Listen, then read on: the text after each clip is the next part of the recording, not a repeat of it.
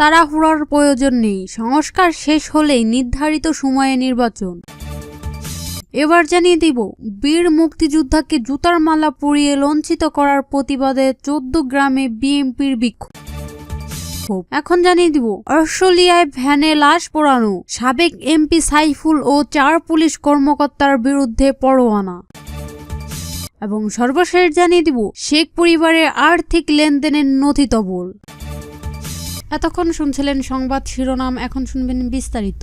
তাড়াহুড়োর প্রয়োজন নেই, সংস্কার শেষ হলেই নির্ধারিত সময়ে নির্বাচন।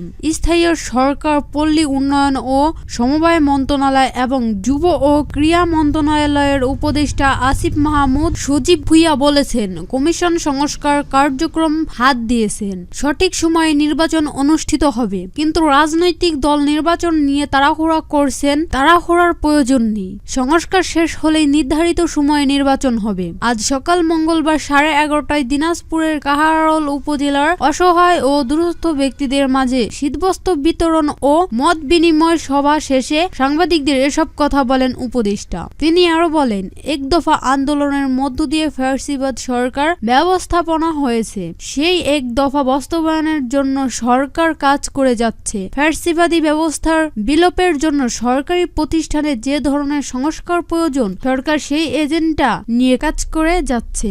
মত বিনিময় সব শেষে উপদেষ্টা অসহায় ও দুস্থ ব্যক্তিদের মাঝে কম্বল প্রদান করেন। এ সময় দিনাজপুরের জেলা প্রশাসন রফিকুল ইসলাম সহ স্থায়ী বৈষম্য বিরোধী ছাত্র আন্দোলনের প্রতিনিধিরা উপস্থিত ছিলেন।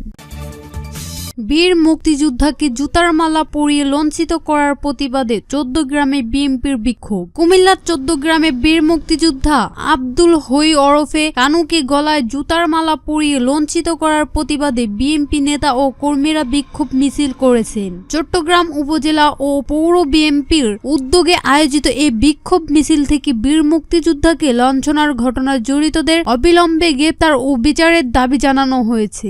আজ সোমবার সন্ধ্যায় 14 সদরে অবস্থিত বিএনপির উপজেলা কার্যালয় থেকে বিক্ষোভ মিছিলটি বের করা হয়। মিছিলটি ঢাকা থেকে চট্টগ্রাম মহাসড়কের 14 গ্রাম বাজারের গুরুত্বপূর্ণ স্থান প্রদক্ষিণ করে। বিক্ষোভ মিছিলের ব্যানারে লেখা ছিল, আব্দুল হই কানু একজন অসুস্থ বীর মুক্তিযোদ্ধাকে অসম্মানিত করার মাধ্যমে দেশের সব মুক্তিযোদ্ধাকে অসম্মানিত করা, স্বাধীন দেশের লাল ও সবুজের পতাকাকে অসম্মানিত করা, মূল কথা দেশের ভূখণ্ডকে অসম্মানিত করার প্রতিবাদী বিক্ষোভ মিছিল। মিছিলে নেতৃত্ব দেন পৌর বিএনপির আহ্বায়ক হারুন আর রশিদ মজুমদার, উপজেলা বিএনপির সাংগঠনিক সম্পাদক নুরুল নবী পটোয়ারি, দপ্তর সম্পাদক গিয়াস উদ্দিন, উপজেলা যুবদলের আহ্বায়ক জামাল উদ্দিন, পৌর যুবদলের আহ্বায়ক মোহাম্মদ হাসান প্রমুখ।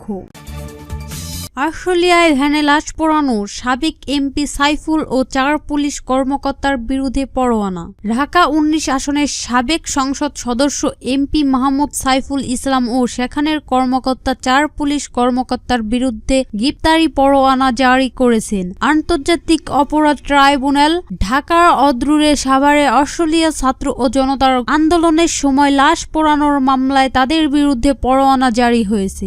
আজ মঙ্গলবার সকালে এই গ্রেফতারি পরোয়ানা জারি করতে আন্তর্জাতিক অপরাধ ট্রাইব্যুনাল চেয়ারম্যান বিচারপতি মোহাম্মদ গোলাম মর্তুজা মজুমদার ও ট্রাইব্যুনাল সদস্য অবসরপ্রাপ্ত জেলা ও দায়রা জজ মোহাম্মদ মতিহুল হক এরান চৌধুরী। আশুলিয়ায় লাশ পোড়ানোর ঘটনায় আন্তর্জাতিক অপরাধ ট্রাইব্যুনালে আজ আদালত একটি মামলা, বিবিধ মামলা অন্তর্ভুক্ত হয়। এ নিয়ে এই ট্রাইব্যুনাল মোট 8টি মামলা হয়। এ বিষয়ে সাংবাদিকদের সঙ্গে কথা বলেন আন্তর্জাতিক অপরাধ ট্রাইব্যুনালের চিফ প্রসিকিউটর মোহাম্মদ তজুল ইসলাম। তিনি বলেন, আজ ট্রাইব্যুনালে একটি আবেদন দাখিল করা হয়েছিল। সাভারে আশুলিয়া এলাকায় গত 5 আগস্ট 6 ছাত্রকে গুলি করে হত্যা করা হয়। তাদের হত্যা করার পর চ্যাংদোলা করে একটি রিকশার মধ্যে ওঠানো হয়।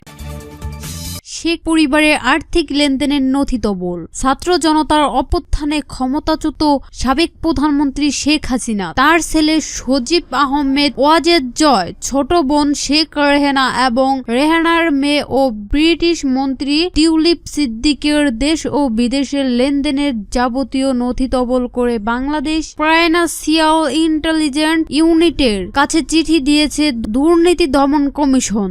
মঙ্গলবার দুদকের প্রধান কার্যালয়ে পাঠানো এবং সংক্রান্ত চিঠিতে সন্দেহভাজন ব্যক্তিদের নামে পরিচালিত অফশোর ব্যাংকে হিসাব বিবরণী সহ অব অ্যাকাউন্টে বিস্তারিত তথ্য চেয়েছে পিএফআইইউ। একই সঙ্গে প্রথম দফায় অভিযোগ সংশ্লিষ্টদের নির্বাচন কমিশন এবং ইমিগ্রেশন ও পাসপোর্ট অফিসের নথি তফল করেছে অনুসন্ধান টিম। জানা গেছে আওয়ামী লীগ সভাপতি শেখ হাসিনা, তার ছেলে সজীব আহমেদ ওয়াজেদ জয়, ছোট বোন শেখ রেহানার এবং রেহানার মেয়ে টিউলিপ সিদ্দিকের বিরুদ্ধে 2009 সাল থেকে 2023 সালের মধ্যে রূপরূপু পারমাণবিক বিদ্যুৎ কেন্দ্র এবং বিশেষ আশ্রয় প্রকল্প সহ 9টি প্রকল্পের 80,000 কোটি টাকার দুর্নীতির অভিযোগ অনুসন্ধান শুরু করেছে দুদক।